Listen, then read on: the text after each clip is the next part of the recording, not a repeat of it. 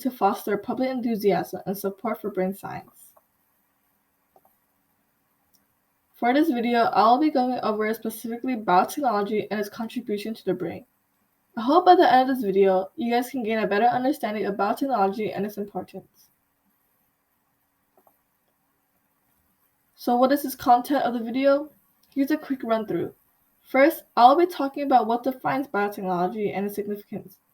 Then, I will talk about the types of them and how neuroscience is related to them, specifically red biotechnology. So first of all, what even is biotech? Biotechnology is technology or a field of study that utilizes biological systems, living organisms, or parts of this to develop or create different products. The brain is a big biological system, and biotech can help us have a better understanding of it. However, biotech is involved with many fields such as pharmaceutical, diagnostic, agricultural, environmental, and much more. Biotechnology can help us better understand rare diseases, reduce our environmental footprint, feed the hungry, use less and cleaner energy, and even use efficient industrial manufacturing processes. For neuroscience especially, we can help treat diseases associated with the brain and how we can use what we have to treat them and reduce symptoms of patients. Biotechnology can help improve lives of people and even the planet. Biotechnology has many categories with colors associated with each of them, and here are some of the big ones. First, red biotechnology. This is mostly regarding medical purposes, gene therapy, and vaccines. We can also learn about mutations and how we can prevent them if they are bad. Can also help cure degenerative diseases. An example of an inventive application is tissue engineering. Second, why biotech? Why biotech is associated with industrial processes for food and drinks, and think of ways of sustainability and environmentally friendly products. Some examples include food and wine. Food and wine both regard biological systems. For bread, you need yeast and fermentation for wine. Why biotech is rising in popularity or has more attention since we are looking for ways to replace fossil fuels. Third, we have green biotechnology, which is regarding yield increase or the agricultural side of things. For example, GMOs is a very famous one. GMOs can help make plants withstand better certain conditions, which contribute to yield increase. And lastly, we have blue biotechnology. Blue biotechnology uses aquatic organisms and even microorganisms to use to make pharmaceutical drugs and even cosmetics. Algae can even be used in cosmetics, and some applications are anti-aging moisturizers and toothpaste. So neuroscience mainly deals with the red biotechnology category, the one that regards medical purposes. This is because it can lead us to discover new things with the nervous system and how to treat them. Specific neuroscience-related biotechnology I'll be going in depth to is ALS, Alzheimer's, and Parkinson's. So what even is Parkinson's disease? It is a disorder of the central nervous system that affects movement, often including tremors. Nerve cell damage in the brain causes dopamine levels to drop, leading to symptoms of Parkinson's.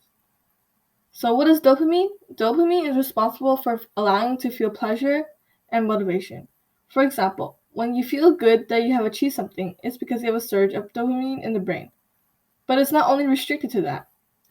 Dopamine can also control motor control, and a deficiency in dopamine can make you feel stiff and even cause abnormal cramps.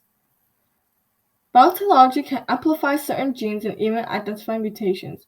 Although the cause of Parkinson's disease is vast and still getting researched, transplantation of embryonic neurons can restore functional dopamine neurons in the brains with patients with Parkinson's disease.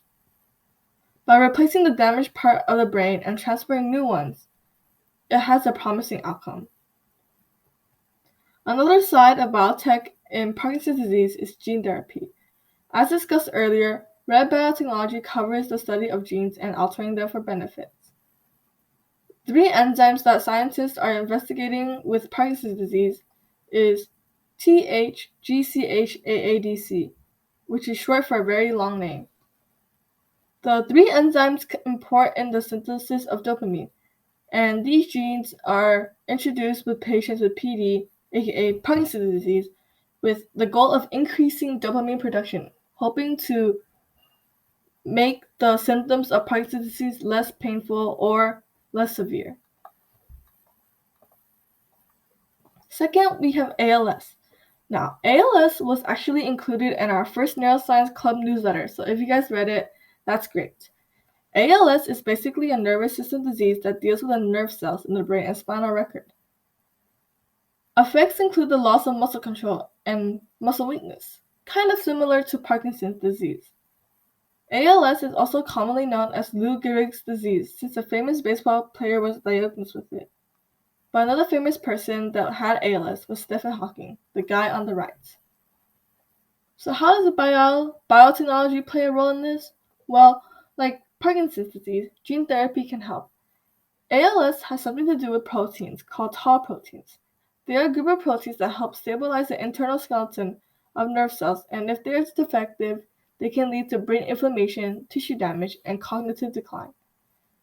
If scientists find a way to replace these proteins with healthy ones, or find a way to fix them, it would be a huge breakthrough. Stem cells can be helpful as well. Stem cells are essentially pluripotent cells, meaning they can change into many specialized cells. Some stem cells can even mimic into a neuron. Stem cells can seek out damage in the body and replace cells of any type. For this reason, stem cell transplants are currently used to protect the patient's healthy neurons and potentially grow new cells to replace those that have died.